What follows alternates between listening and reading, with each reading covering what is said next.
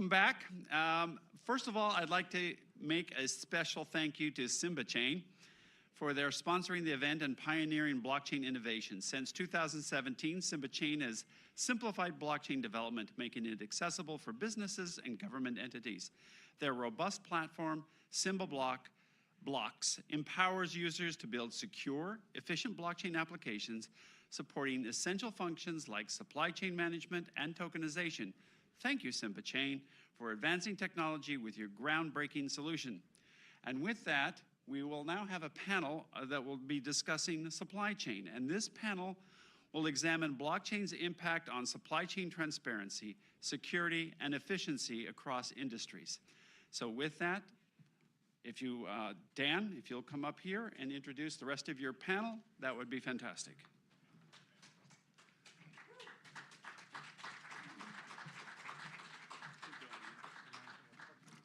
Thank you so much for the introduction there. I'm actually not going to introduce the panel. I'll let them introduce themselves. They'll do a much better job at that. I just want to say a couple words before we start rolling with the panel, because we have an amazing panel today, of course. I got to say, being here in Washington, D.C., I'm a Canadian. This is my first trip to Washington, and really 2 days after a pretty monumental election, to be at a technology event here in Washington, to me, is amazing. We're really witnessing something special here, guys. I know we saw things like the agricultural revolution, even the digital revolution, the scientific revolution, but we're in this technological revolution right now. AI in the last year, to me, has been absolutely unbelievable, leveraging it all around my business, all around my life, really, as well. What we're going to focus on today with this amazing panel is supply chain specifically. I'll tell you a World Bank quote that supply chain inefficiency is the #1 problem to solve in the world in order to stimulate economic growth. That holds true today. It is a $2 trillion problem to solve. It's all about these inefficiencies in supply chain. We have 40 points of handling down the average supply chain, causing a ton of inefficiencies, a ton of delays. So with this new government coming into play, listen, rhetoric is one thing. We want to see a lot of action, of course. But we have Elon Musk potentially as part of the administration, RFK, who's very technologically forward as well. I'm excited with the direction that this administration is going to go based on those people alone being a part of it.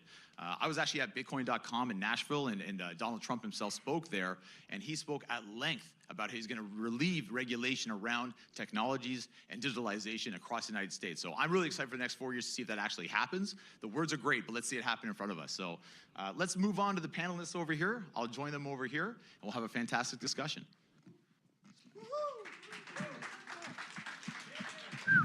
Thank you. Thank you. So why don't we start with the quick introductions? Everyone kind of, say who they are and what they do. Why don't we start with Ian at the end over there? Okay. Sorry. Hi all. Thanks for having me again. I'm Ian Taylor. I'm a CEO and co-founder of SIMBA Chain. We were formed back in 2017, and the name comes from a proposal I wrote back there: secure messaging using a blockchain architecture. And then, since then, part of the introduction was our initial platform designed to make kind of using Web3 easy. And then more recent to that, we've been involved in using DIDs and verifiable credentials to essentially create an overlay that can map to digital assets and provide a data layer, permission data layer to those assets. So thanks. Awesome. Thank you for that. Fascinating. We'll move on to Dr. Beck over here. Sorry about that, technical difficulties. Dave Beck, Space Force, Space Systems Command. I'm in charge of the space industrial base, supply chain, also space access, mobility, logistics, as I'm assuming that role full-time in January.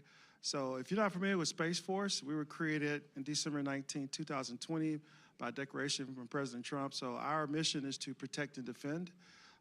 We also manage and work directly close with NRO, NDA, and other organizations within the federal government space. And I just left meeting with NRO on standards. Standardization in blockchain is very important, as well as standardization in all space supply chains. Glad to be here. Thank you so much for that. And Alexander, last but not least. Hi everyone, my name is Alexander Mann. I'm a Virginia native. I live in Harrisonburg, Virginia.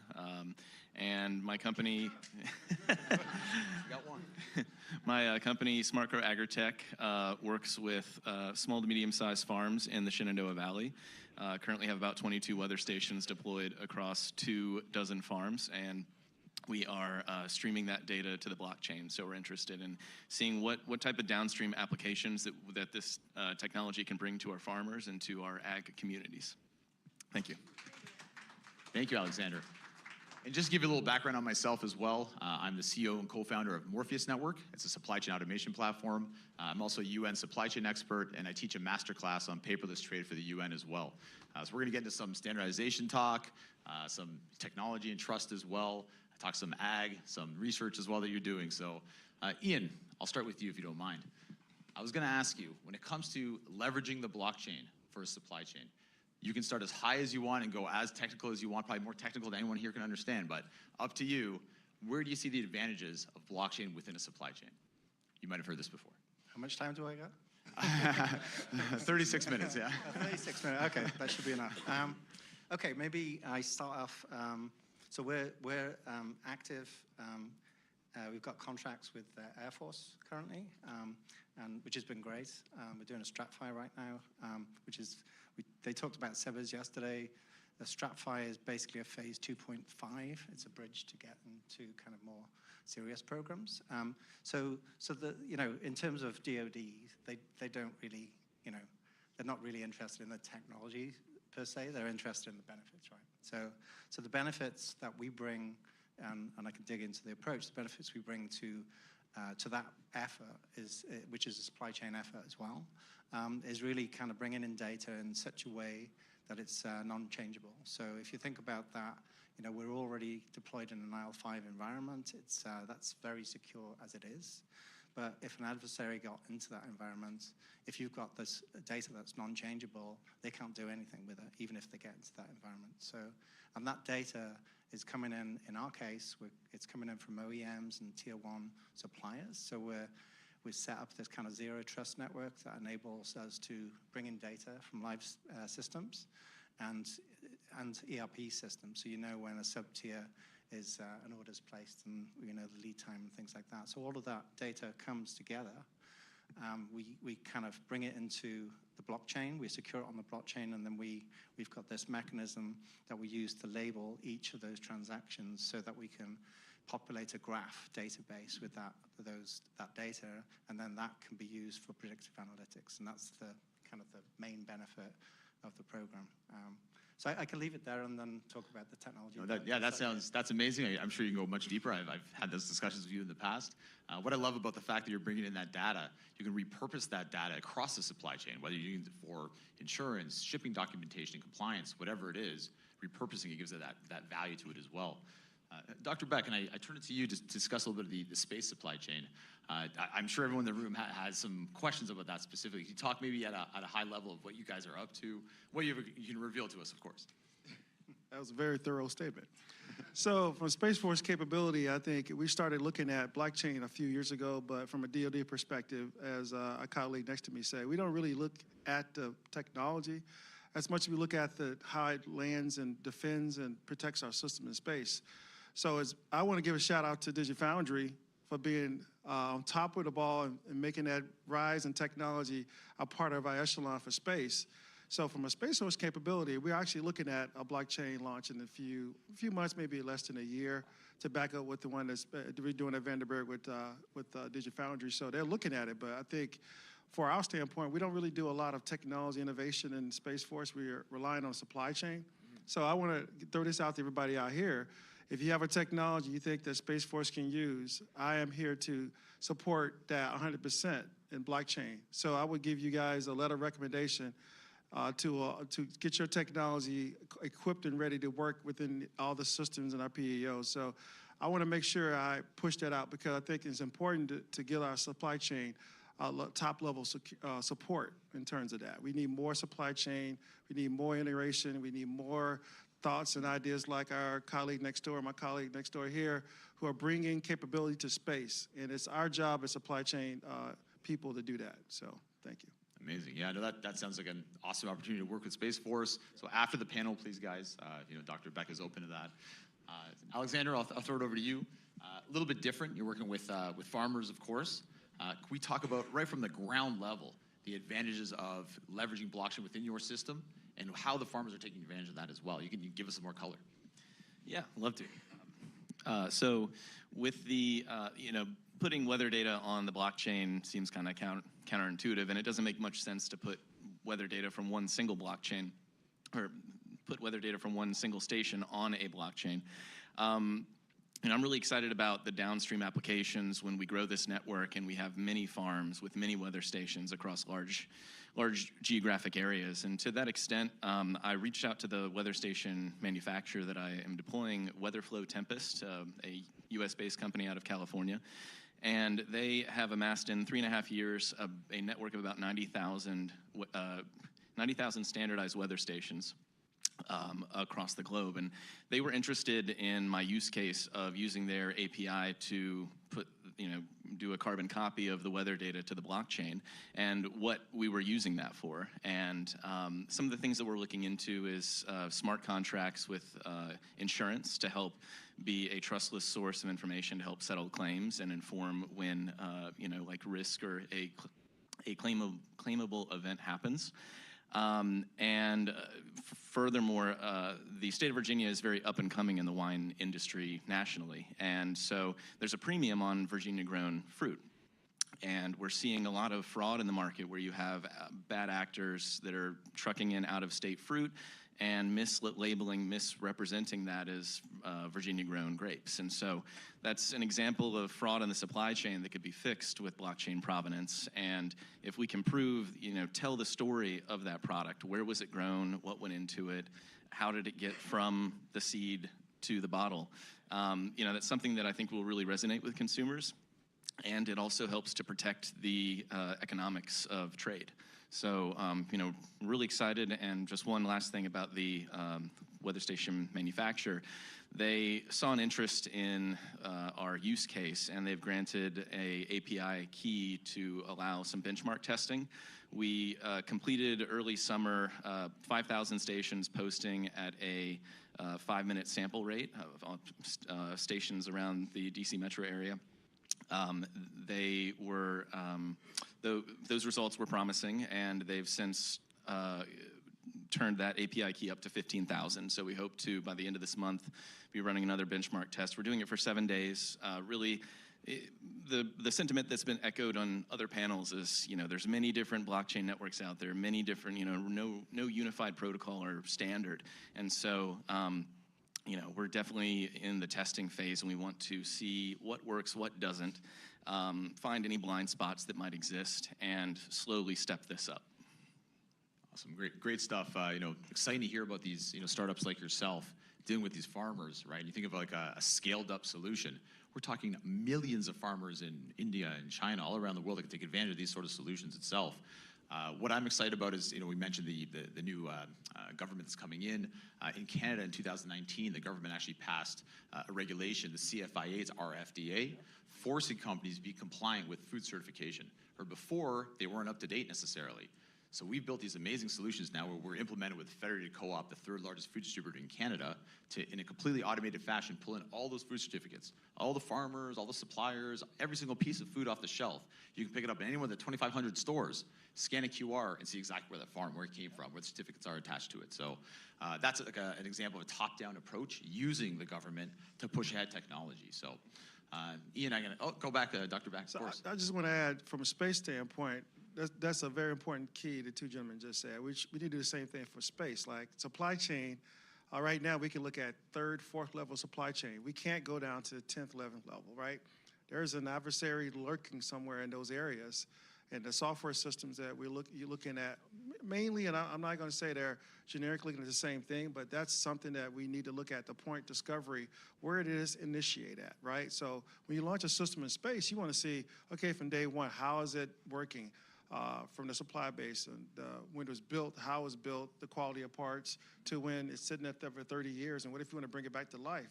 You have the data sets to look at that technology and assess it real time, exactly what you have in orbit to use to protect and defend.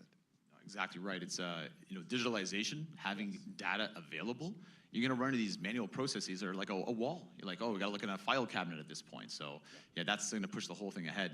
I was going to come back to you as well, Ian, just regarding working with, let's say, aerospace companies and making sure that parts are, as we were mentioning for the agriculture industry, make sure the wines are legit or the grapes are legit. What happens to the aerospace industry as well in projects that you're up to? Is that something you guys run into? Yeah, so we're working with OEMs and tier one suppliers right now. The way kind of it works, maybe if I go through a flow, it's going to get a bit technical, but I guess this code is we can try. Good. So you imagine kind of an OEM queries their internal systems. They get information. So it's their information. They choose to supply that information with the Air Force, for example. And the query of that information, they need to send it then to the Air Force securely. And what we use is a layer of decentralized identifiers, which are an identifier, but they come with a public-private key, so you can identify yourself using that public-private key, which can be rekeyed if you lose the keys. So that's kind of an aspect of it. So what they do is they take the data, they sign the data with their private key, so you know where the data is coming from. And then they sign the data with the DID of the software agent that is receiving the data.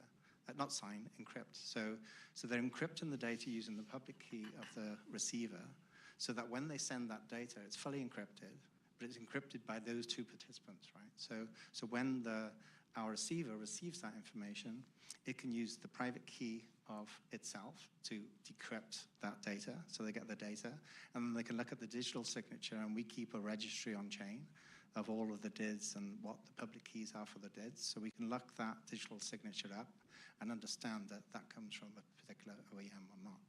So that's one part of it, and then when it comes into the system, then we store it. And we store it basically in a normal file system.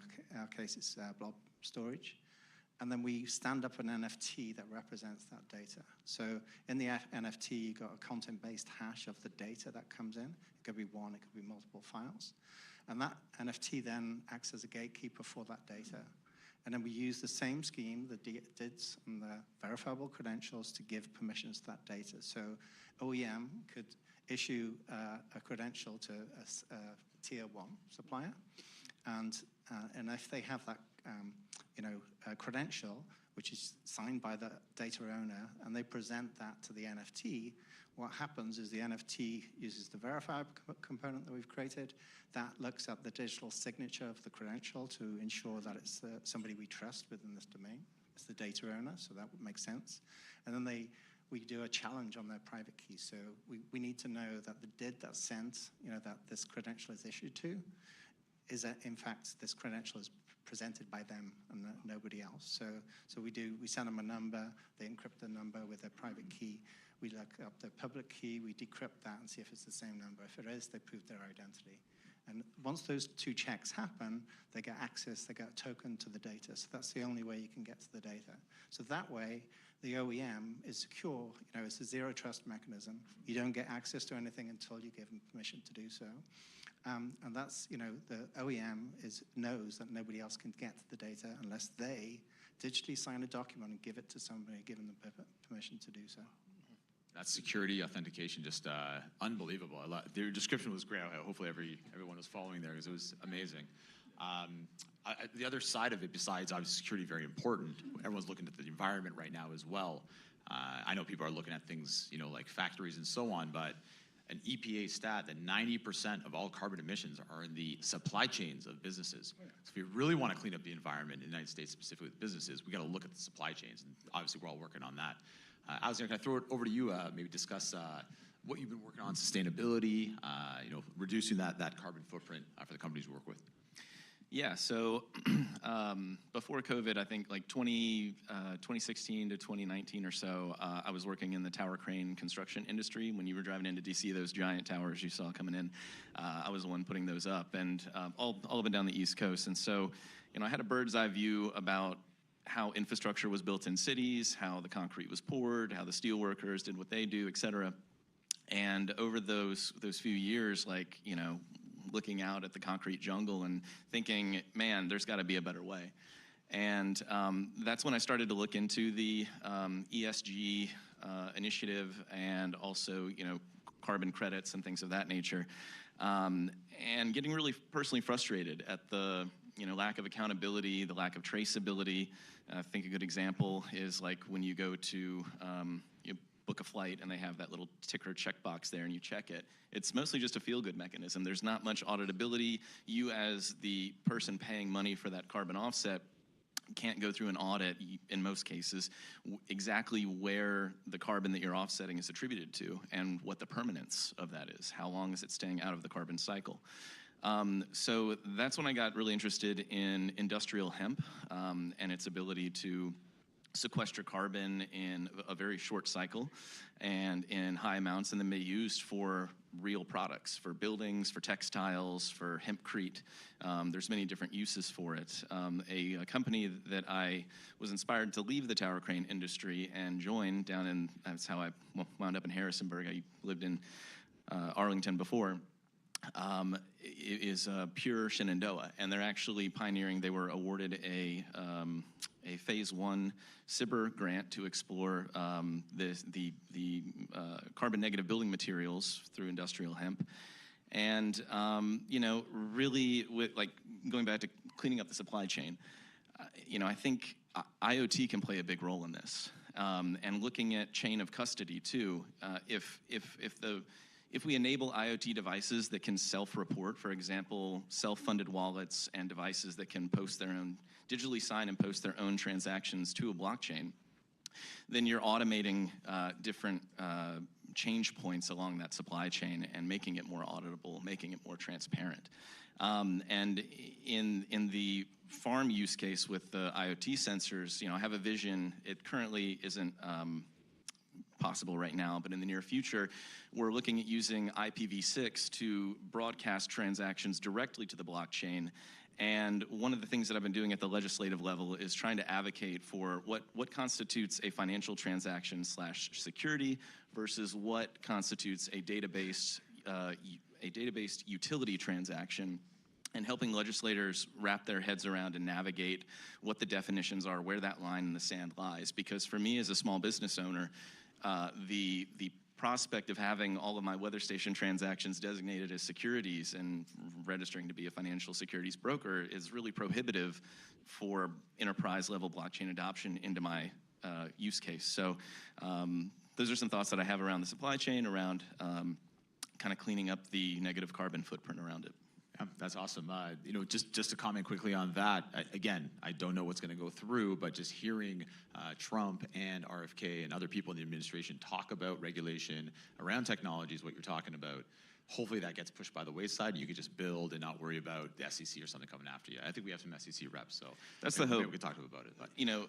Enabling robust public-private partnerships where the legislators are actually listening to people that are, looking to adopt this out in the field. And I feel like we have a lot of companies that are kind of waiting on the sidelines to see how it shakes out, to see what type of legislation, to see what the technical definitions are before they go all in and invest in new infrastructure or changing up how business as usual has been done. Yeah, to be honest, it seems ridiculous that you can't just use a tech like you were saying. The benefit of the tech is what the companies are after. If the it's some sort of outcomes. store of value investment thing, then I get it. But how do you not let technology grow with companies actually using it for their own benefit to make more money for everybody, more taxes, more et cetera? So, going back to the carbon credits, I know you guys are doing some amazing stuff on that front as well. Can I ask you what SIMBA's up to when it comes to carbon emission reduction? So we're involved in a couple of different things. So one of which is the Digital Product Passport Initiative and the EU regulation that's coming in. And I think that's exciting because in terms of supply chain, that gives the user, basically, for those who have not heard that term, it's an EU regulation that demands full transparency across the supply chain of every product that's sold in Europe, down to the kind of raw minerals. So if you get that kind of visibility, consumers can make a choice whether they want to be ethical or whether they want to promote sustainability. So I think that that's something we're passionate about getting involved in. We've had numerous discussions, 2 pilots, so we're starting to get into that. So that's one aspect. In terms of ESG, one of the primary use cases of this, what I described earlier, there's an extra piece I didn't describe. So imagine a ESG use case using the same system. You send the data that proves it's one volunteer carbon credit to our system. We store it off chain. we stand up that credential. Now that credential, to get into that data, you could be a role in the network of verifier, right? So you use your verifier credential, and we've got attributes in these credentials to set up that kind of thing. You go in, get the data, you take the data, you look at the data, is this valid or is this not, right? And you say, okay, this is valid. This bubbles up to one volunteer carbon credit. They can then, the NFT that represents that data also gets a DID, an identity too. So now the verifier can issue a credential, digitally sign that to know that verifier verified that information, and issue that to the DID of the NFT that represents the data. So therefore, you have this notion, like in ESG now, there's one company, Vera, in DC, that does 70% of the verifications, and none of that data is private. This would enable kind of a public verifiability layer, but keep the data private too. So that's kind of what we've been doing. Fantastic, fantastic. Listen, the four of us were working on supply chains, trying to make them more efficient, obviously, as we go along, and hopefully reducing that carbon footprint will save the world. Let's reduce the CO2. But let's be real, in an ominous view of it, if that doesn't work, we're going to have to look to space, and we're going to need a space supply chain. We're going to need something like a space force to develop somewhere for us to go. So can I ask, over the next 5-10 years, given an optimistic perspective, what is Space Force up to over the next 5-10 years? Because we're all interested. I'll say 2036. I know General Gutlein, when he was Lieutenant Gutlein, he was over SSC, talked about the 2036 plan for proliferation to protect and defend. Amongst that is the lower level areas of looking at supply chain on the planet, looking at ways we can reduce carbon footprint on supply chain. So one of the issues we have, like hydrazine. Hydrazine is one of the most dangerous, environmentally effective propulsion liquids that we use. It's sourced now mostly from China, which is one of the things we talked about, reducing footprint and bringing it back to the U.S. But to produce hydrazine, the only place you can produce it right now is in Louisiana. Those plants produce a similar chemical, and they take bits and pieces of some parts of hydrazine to make a pure hydrazine out of it. It's not a really good business. So from a NASA standpoint, from my Air4L standpoint, we're looking at using green technology propulsion systems. There's two systems right now that Air4L is looking at with NASA. In that process, it'll take many years because you can't get NASA to start using it tomorrow. But due to the things in the supply chain that are happening right now, a couple of the supply chain fuels are starting to dry up because of the embargo from China. That may change in the new administration, who knows? But right now, that's really stinging our supply chain from the fuel standpoint. And you look at hypersonics. So hypersonics is one, too. It uses a lot of fuel, a lot of different energy consumption, maybe using fusion drives for hypersonics. That's something we're looking at doing. It's a company in Southern California. Actually, I'm mentoring a company right now. They're actually in Arlington, Virginia. They do a fusion engine. So those are areas of something we're looking at as well. Also looking at additive manufacturing. As you guys probably know or don't know, America Makes is one of the 8 different locations in the U.S. that's managed and sponsored by OSD R&E to look at ways to reduce the footprint, manufacture of space and aerospace components sustainably, and also build a better ecosystem so they can last longer and perform at a higher rate. So I'm on the executive committee for America Makes as of July, and I'm looking at areas to help mitigate those concerns in the supply chain by giving up a lot of areas of concern and bringing those additive manufacturing pieces into that point. Also elevating some of those technology innovation companies as well, and looking at ways that we can get those on the supply chain registry and DOD and get those on programs. So that's some things we're looking at as well from the Earth standpoint. From space, I would say we have 10 billion pounds of space junk up there, right? So I ain't saying we need a company, a garbage company with a green logo come and say we need to clean up space. But we do need innovation in the space area. We need that. We need companies to go up there and repurpose, take these old satellites, take them and break them down to their chemical and material form, and then repurpose them. So when SpaceX signed the ISS project that decommission of ISS, we're looking at now through ISS Group and DigiFoundry ways we can take those components, break them down, build a new system, new satellites in space manufacturing. Part of my job as space access, mobility, and logistics is looking at those problematic situations where we can break those technologies down, repurpose them, maybe build sustainable housing in space for astronauts, for scientists, for doctors, to do data his company, to do farming with his company. You never know, but that's something we're looking at for the future. But we have to get the space junk out. Right now, it's an issue in LEO, and everybody knows it. We talk about it, we see it on the space news all the time. Proliferation of launching something in LEO is getting very crowded because of space junk. So those are many areas we're looking at, but future-wise, we need all our supply chain innovation, people in the audience, and blockchain, ways we can reduce waste, look at moving technology forward, using blockchain. I'm not like blockchain expert, so I can't speak really highly upon that, but I know it works, and we can find ways to make it work for our supply chain. We have Ian here, don't worry, he'll cover us for sure. So one thing for sure about the space industry in general, we had the whole election news cycle going on for a while. Cut right through that cycle was Elon Musk catching that rocket with that gantry. Everyone saw that as like, oh my gosh, that is unbelievable, that cut through. No one was paying attention to Democrat, Republican stuff at that point. So. Right, and to Elon Musk, I'm very proud of SpaceX and what they've done. They provided us a viable resource for sustainable launch capability in space. I wish Boeing was at that point. I'm not throwing any shade here, but I think we got a lot to learn. We got a lot to learn because the thing is, it doesn't matter how big your company are, how much money you got. Is it enthusiastic engineers, the worker bees? Everybody in this room has been a worker bee. I am as well. It's just the worker bees to get the work done. We have to listen to the engineers and scientists, people with the knowledge in their head that have capability to fix these problems. So I say to SpaceX and other companies, we need more diversity. We need more launch capability because guess what? It's not just Space Force using, it's going to be his company using for space. His company using when they branch out and do other things. Everybody needs more launch capability for future space exploration. I'm such a supply chain nerd. The second I saw that thing land, I'm like, wow, they can ship with that thing. That's how they're going to ship things off, right? That's what autonomous do for you, right? Autonomous systems. That's a great example of autonomous ingenuity. Yeah, we need really that. Unbelievable. And you mentioned a whole bunch of amazing technologies. You mentioned as well before, Alexander, bring it back to you. We mentioned IoT, the weather stations, blockchain. Can I ask you just a general, from the ground level, you're working on a different plane than the rest of us. You're working with these farmers right on the ground field. What technology talking to the farmers, the actual, these guys with the dirt on their fingers? Can you tell a little bit about that? Sorry for the cliche. You left out the flip cell phone as well, that a lot of them still have.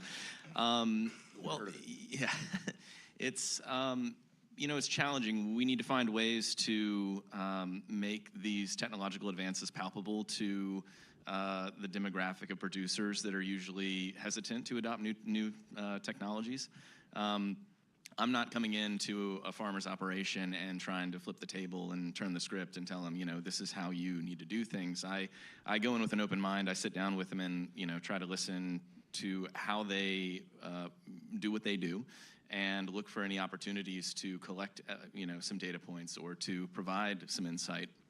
And one tangible example of success that I've had is, I make my own fancy custom dashboards. For example, like I have a spray forecast dashboard that uses AI to answer the question, over the next 7 days, when is the best time to spray? And it gives you some target windows for that work. But that dashboard is very busy. There's colors, charts, bars, graphs, and to most of the older school farmers, that just doesn't fly. It doesn't mesh. They'll look at that and get stressed out. So I've been using large language models and AI to essentially take the raw data that I'm using to calculate and populate those dashboards and create a more palpable kind of Sunday-style digest of like, hey, over the next 7 days, and then break it down in headers that's easy to understand, and it's automated, a click of a button, and it transforms that data. So looking at how we can not just tell businesses or tell producers how they should be using this technology, but bridging the gap and working with them to find pinch points or pain points or areas where this novel technology can help what they're already doing. Wow, that's amazing. Yeah, we're doing a project with the European Union as well for deforestation regulation, and again, it's similar to have to know the history of the product, the supply chain traceability, where the products come from, make sure that the deforestation wasn't part of that supply chain specifically. So we're using a whole bunch of text to do this, and again, it's getting thousands and thousands of companies to hop on to new technologies when they never would before. So now this top-down approach has been amazing. Ian, your sort of like interaction with, let's say like Department of Defense, working with Air Force, a little bit different than what he's doing with the farmers on the ground level. We might have some government people in here as well, in the crowd. If you had to say challenges you've had in landing projects or getting the things pushed through, things implemented, right? Things you'd like to improve, or if you want to see the other side, things that have been very easy to go through, right? Please, divulge for us. Well, we have done some sustainable stuff too, but we'll get into that later maybe. But in terms of working with the government, I think some of the challenges are, if you think about phase 1, SIMBA's phase 2, it's very difficult to kind of get past phase 2, number 1. That's a very challenging kind of bridge to jump. But also even phase 1 and phase 2s, we've had a phase 2 recently that should have come under contract in a month. It took 4.5 months. There are contracting delays. I guess you experience similar issues. But there's also often a gap between phase 1 and phase 2, which kind of doesn't help to continue the continuity of the kind of research. And phase 1 is basically an architecture design kind of phase, and then phase 2 is an implementation, which gets to something that actually somebody can use. So there's that side of the contracting is it's not you can't rely. It doesn't give you that stability sometimes for those reasons. In terms of the other challenge is really the Air Force or any member of any division, it can't really use anything unless it's in a relevant environment. And getting in a relevant environment is extremely difficult. It took us it's a multi-year process essentially, and that there's 2 ways of doing that. There's things like Platform 1, which go through every single line of code and dependencies, which is really an arduous process to say the least. And then we're more in kind of a continuous ATO environment, which is basically based on DevSecOps pipelines. So it's based on container monitoring rather than code monitoring. That's a simpler process, but for a startup, for somebody who wants to engage in the DoD, to get to that kind of sustained contracting kind of vehicles, you have to be in one of those environments, or FedRAMP is the other option. Very cool, very cool. We have 5 minutes left in our panel, and really this is going to be a selfish question. I'm asking you, Dr. Beck, here, if you don't mind. Yeah, go ahead. You had a follow-up? I'm listening and I'm thinking, it'd be good to have a blockchain work group for space to see where we can create standards. Back to my first comment about standardization. Our meeting today at NRO is about standards, and standards are very vital to building a great programmatic work product. So for blockchain, it's the same thing. We need to look at standardizations around blockchain for space applications, using maybe a modified FAR approach like we did at FAA when I was at FAA to build this centric technology up into the LEO, GEO, HEOs, and cislunar, because it's needed. And right now, this is the best time to do it because of what's happened in the change of administration, the opportunity where the lights would be on, like in this room on us on stage, on this particular technology innovation. No, I completely agree. I'm excited for the next, again, words are one thing. We want to see some action, but it does sound fantastic. I'm willing to put my name in the line. I will sign something to help with that. I'm only a, low-hanging fruit guy. I'm not the secretary level, but I will engage. All right, awesome. Let's say, we have some technology companies out here. If they're looking to get involved with Space Force supply chain, what are you looking for? What companies do to try to work with you? Besides talking to you, of course, but maybe more, I guess, specifically. Well, Ian talked about the Stratfi TIE-Fi. So I have an ability to be a POC for Stratfi TIE-Fi, SIBRs, SIBR 1s, 2s. The fact that, 8 years ago, I wrote a pamphlet on how to do SIBR 101. We still haven't got to a point where the SIBR process is STTR process. It's a golden child. But it can be a gateway to a specific, dual approach usage for commercial use for your application of technology or hardware. So we got to work closely with that. So I think from my perspective, I want to help do a dual approach.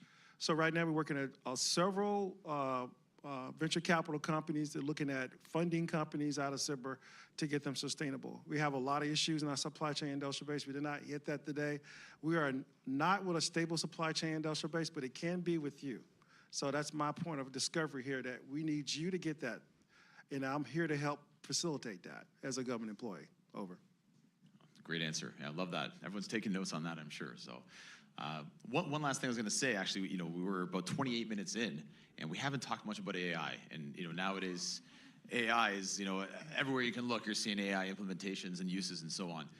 And I know it's all about, digitalization when you're bringing in data from IoT devices, leveraging blockchain to store that data. But once you have that data, a couple minutes, open up the floor to you.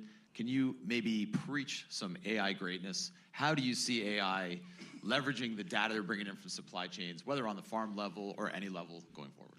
Well, my hope is to get the entire Tempest network of weather stations on a layer 1, and then build a robust AI-enabled overlay where, at that point it becomes not just a single industry specific. It can be, customers from all different aspects of the supply chain, from governments to private enterprise, can leverage that data, leverage that on-chain data. And, I would like to see the AI, a user be able to ask a question of the AI, and the AI can go in, retrieve the relevant data needed to answer that question, and have robust forecasting models, better insurance, better quality control for products and for consumers alike. So the time's running out, so I'll pass it on. Okay, 20 seconds.